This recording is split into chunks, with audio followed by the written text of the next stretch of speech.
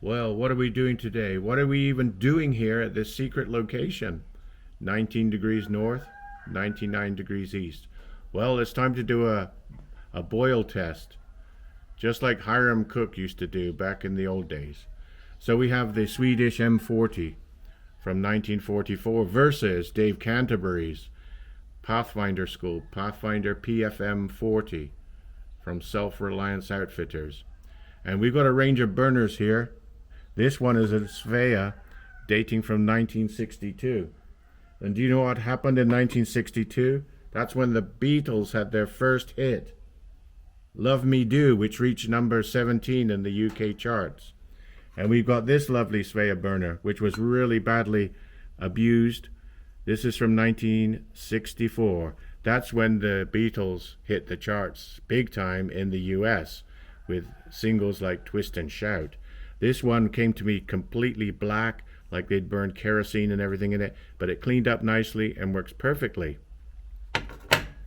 This is my nice Svea, which came with the M40, which is in pretty perfect condition for 1966, which is when England won the World Cup and Ronald Reagan was elected governor of California. So these things have got some history with them. The modern Trangia, now that's got some history too, but this one is from 5-6 years ago when I bought it. We could also try the Red Camp. I think it's a Red Camp. It's one of those generic Chinese ones. It's very much like the Trangia, except the holes alternate from large to small, large to small. This works very well actually. I'm quite happy with this one because it cost me $3. Or shall I use the titanium Tomshu from China, which is a titanium version of the Japanese Evernew. But this thing's like a racing car, so it might not be the best one to use. I reckon most people have this one at home. At least you've got one of these probably. And it's multilingual. On the lid with this simmer ring, it says Achtung heiß, which means in German, caution hot. Underneath the simmer ring, the cap is in English and French, warning you not to use gasoline or other petroleum-based fuels. May result in injury. So, well, that's probably what they did in this burner, which was totally black, but it cleaned up nicely with some Brasso.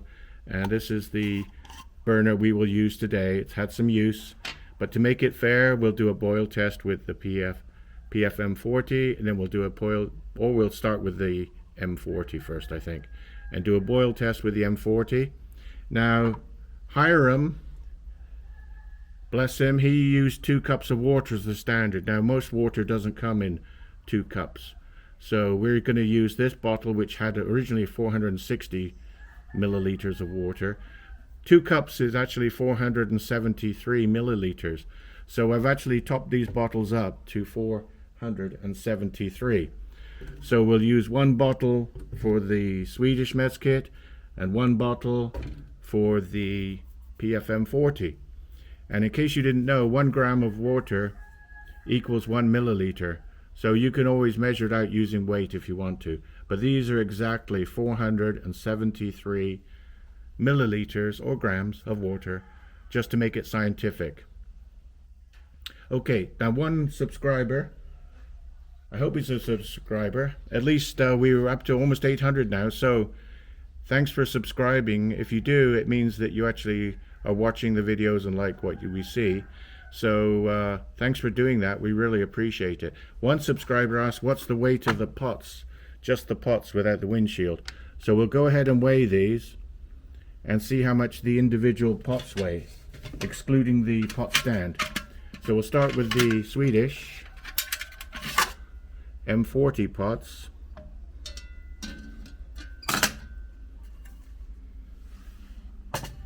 Let me lift the bale up a bit so it's not there. 847.5 grams. It's a bit of wind in the air today, so it's stabilized at 47.8. 847.8 grams for the Swedish M40. And let me just check there's nothing inside here that I've left. Just a piece of paper. Don't worry about that. We can weigh it again if you want, but this one was made by Gensa. Gensa is a famous cutlery company in Sweden to this day, but this logo is very old. This is actually from the 1940s. So this is 80 years old almost. Let me just weigh it again, just so we're equal without the paper inside. So yeah, it didn't make much difference. 845 grams. 845 grams for the Swedish mess kit. Now for the Dave Canterbury version.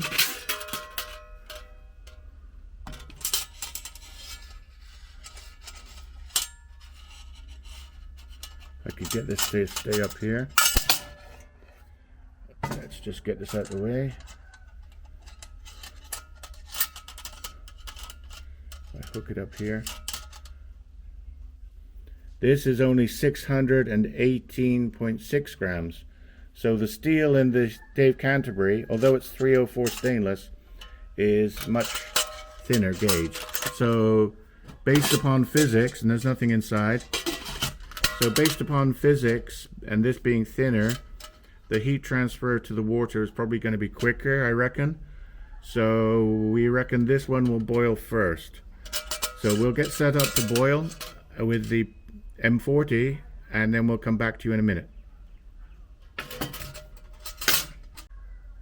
So the first burn we will do with the M40, and always carry your fuel in the official bottle if you can, or something very safe with this kind of valve, which is a safety valve where you have to unscrew it and press down to release the fuel, because as one person commented, methanol, which we use, although it's a great fuel, is a poison.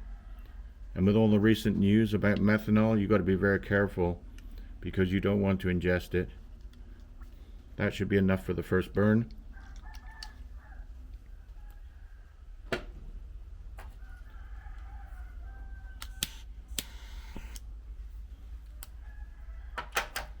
And the flames are invisible, of course. So we'll give it a few moments to bloom, which it already did now, I can see. And we'll pour in our 473 milliliters of water, which is 2 cups in America. But really, you've got to start using metric, guys. 500 milliliters would be a better measure of boiling.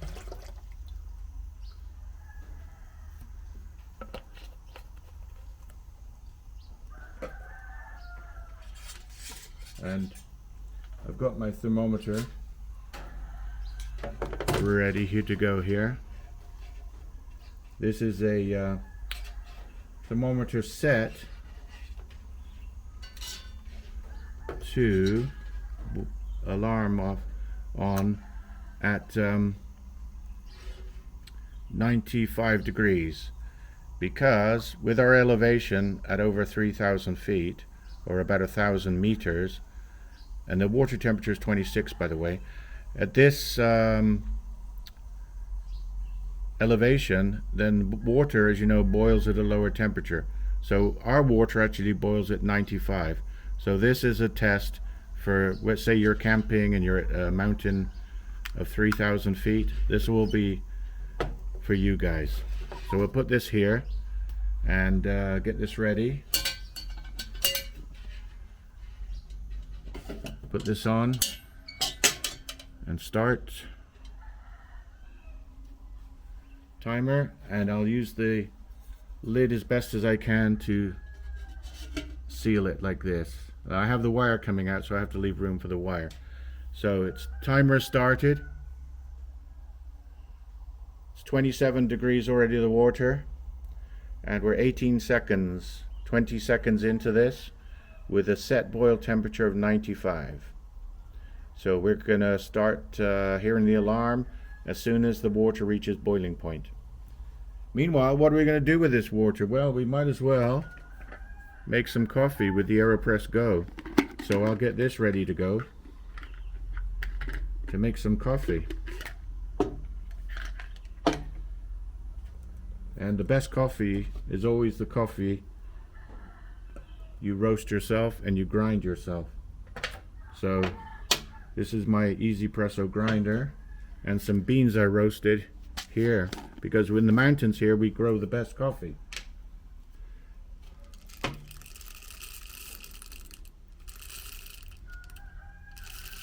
And I've got it calibrated to the point where I know if I just fill this up basically to the brim, that is enough for one good AeroPress with the AeroPress Go. How's the time doing? Well, we're at 42 degrees. 1 minute 30 already. Let's see if I can get the AeroPress ready in time.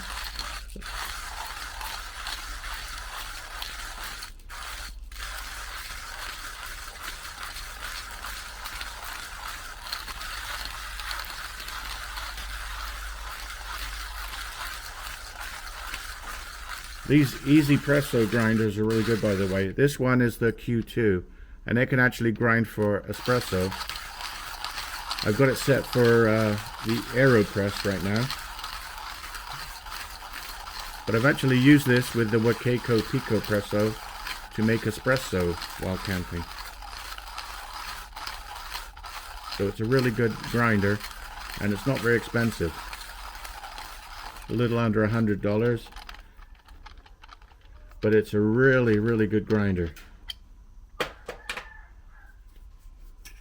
And this unscrews like a silencer, really nicely machined. And there's the ground coffee. Perfectly ground, this one, for a AeroPress. How's the water doing? Well, we're at 56 degrees, 57 degrees, 2.5 minutes. So we better hurry, get this ready. Inside the AeroPress, you get a cup,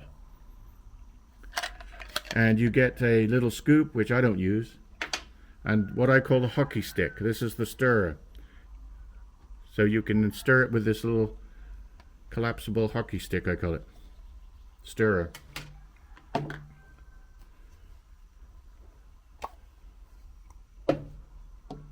So the way to use the AeroPress is with a filter. It comes in these little filter holders. I've got a few in here. Paper filters. It goes in this little part which screws on the base of the cylinder. We put it over the cup. We put our coffee in.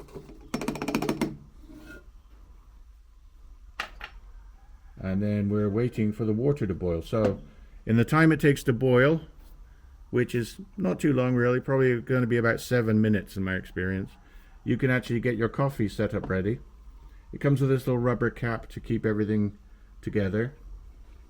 That's basically the plunger. The plunger you use to plunge out the coffee, squeeze it out. How's our water doing? Wow, I can hear bubbles, and it's already 77 degrees. Let's take a look at the water. 4 minutes. Is it boiling? Not quite, but there's bubbles. Put the lid back on. 4.5 minutes. 82 degrees. Remember here it's boiling not at 100, it's boiling at 95 degrees Celsius. But it's really close now. Really close. In fact, this temperature is the one that the inventor of the AeroPress recommends. He recommends 80 degrees. Most people really don't agree with that, but I'll go with, what's his name?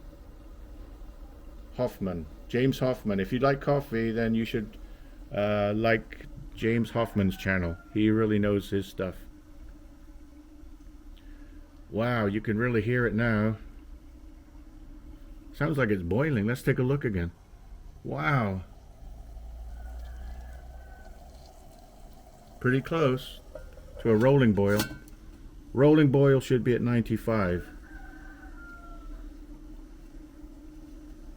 Here we go. 93. 94. 5 minutes 38. 5 minutes 40. Yay! 5 minutes 40. So, boiling water at 5 minutes 40.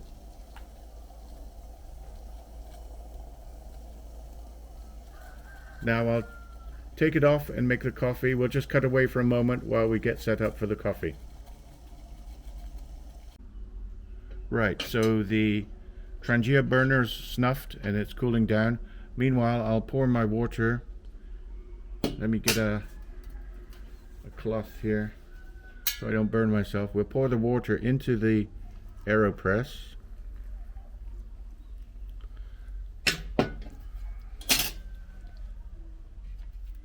And then we'll get our hockey stick, Go Flames Go, and give it a good stir so that we get the grounds all saturated and extracting nicely. And you can see if you do it this way, I'm teaching you the recommended way. I like to do it inverted actually. If you know James Hoffman, you know about the inverted method of brewing, but this is the safer way so you don't burn your hands with any mistakes with the inverted. So this is the standard way of pressing.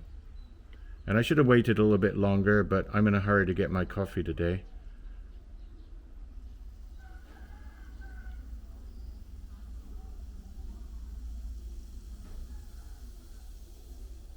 And it does make a slightly concentrated coffee, so you can add water to your taste. That's actually what the inventor prefers people to do. Here's my Corsa cup. And actually that's one Corsa cup full of coffee. And I like my coffee strong, so that is how I'll drink it. But you do coffee your way. Now, because we've reached 800 subscribers and 1,000 subscribers is our goal, next goal, then for a 1,000 subscriber giveaway, we're going to send a bag of our home roasted coffee to whoever subscribes and adds the comment subbed. So if you're already a subscriber, just make a comment to this video saying subbed. If you're a new subscriber, do the same thing, just subscribe and then put subbed. And then the winner, when we reach 1,000, will get a bag of our Thai premium coffee, which is an Arabica coffee grown at these high elevations in the mountains of Thailand. So we'll cut away once again to get set up for the next burn, which will be with the Pathfinder PFM40 from David Canterbury's SRO, Self-Reliance Outfitters.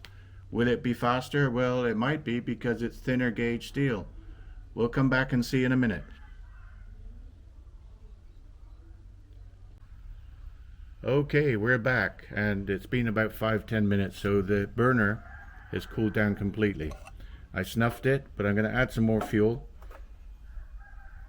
just to be sure we don't run out during the test and have to do it again. So make sure when you refill these the flame is out and it's completely cooled down. Otherwise you might have a big surprise on your hands. And our motto should be, don't burn yourself.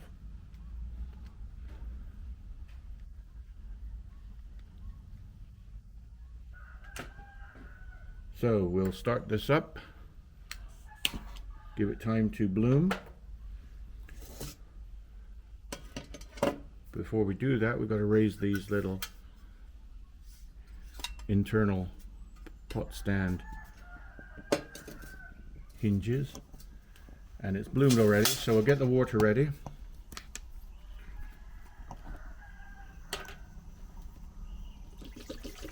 "473 milliliters, which is 473 grams of water. Boiling point here is about 47, but we've got the timer set for 95 because it does seem to boil at 95 for some reason. Maybe the thermometer is not completely accurate, we'll see. But these Thermo Pros are pretty good, and it's the only one I could find with a timer. So we'll put it in and check the water. Should be the same temperature. I think it was 26 the last time. Well, 1 degree difference. The water on this one starts at 27 degrees Celsius instead of 26, but that'll be a minimal difference. So here we go. We'll put the water in, start the timer, and put the lid on.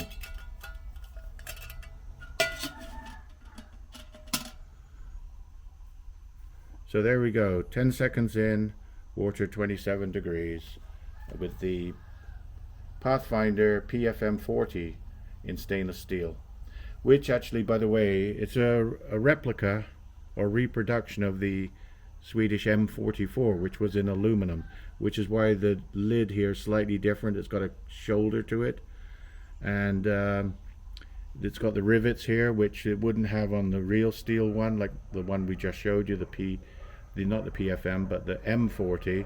However, I think the story is Dave Canterbury didn't want to send his steel one because they're very valuable now. They're quite collectible and they're quite hard to find. He didn't want to send his steel one off to make the reproduction to the factory, so he sent his aluminum one. So this is basically a reproduction of the aluminum one in the much safer 304 kitchen grade stainless steel. But the difference is, and this one as well, is the windshield pot stand is also made in steel, which is actually an advantage, although it's heavier, which is the disadvantage. It's heavier, but you can actually have a real fire inside. If you look at the aluminum windshields from the M40s, or rather the M44s, and someone lit a fire in them, they're all discolored and maybe warped and even melted, some of them, because you really don't want to use aluminium. Aluminum doesn't do well in a fire.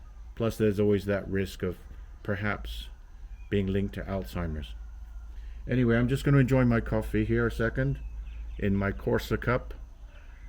Beautiful coffee should always be drunk black, in my opinion. And it's just the right temperature now. When you brew coffee, don't drink it just straight out of the pot.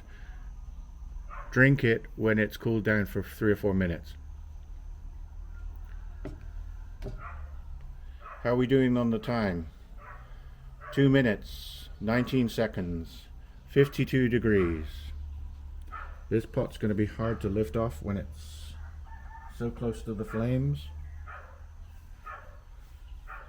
So I'm going to try and lift that out of the way.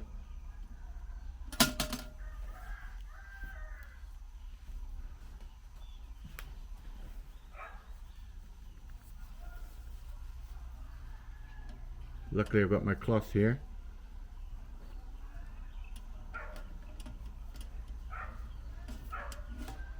Maybe I'll put that on a different way.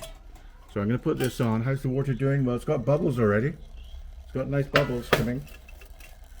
I'm going to put it on this way around so the lid doesn't get too hot, or the handle to the lid doesn't get too hot to handle. 60 degrees.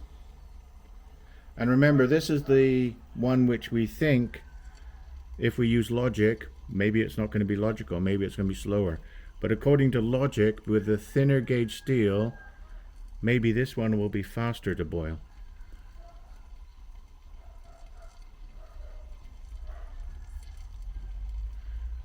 So we're 3 minutes, 30 seconds in, 66, 67 degrees, 68. So it's coming up really quickly. Look at that thermometer. It's coming up really, really quickly.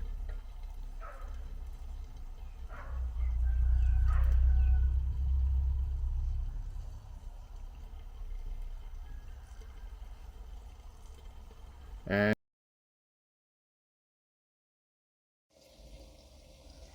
well, we had an emergency and the battery died on the main camera. So now we're filming on the phone. But in the time we've been gone, it's actually gone up to 95 degrees, coming up 6 minutes. 6 minutes and 2 seconds, well, 93. It's going down for some reason. What's going on here? The water's boiling. What happened to our thermometer? There we go. It actually boiled at 6 minutes 22. Bit of excitement at the end there. We'll turn that off. Bit of excitement at the end there. I don't know what was quite going on. Suddenly the temperature dropped a bit. But we've got a full boil. Take a look at that. In just over 6 minutes. So not too shabby. So who do you reckon is the winner there? What was the time on the other one? I can't remember. We'll have to go back and look at the footage. But either way, it's fairly quick on both of them. 6 minutes boil time. So we'll end this one here. The question remains is how long would it take to boil with the titanium mini M40, as I call it, the Boundless Voyage canteen cup set.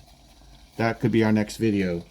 If you want to see that, please comment below, and don't forget to add the word subbed so that you can be part of our 1,000 subscriber draw. Anyway, thanks for watching. Please like and subscribe. We really appreciate it. Thanks for watching. We'll see you again soon.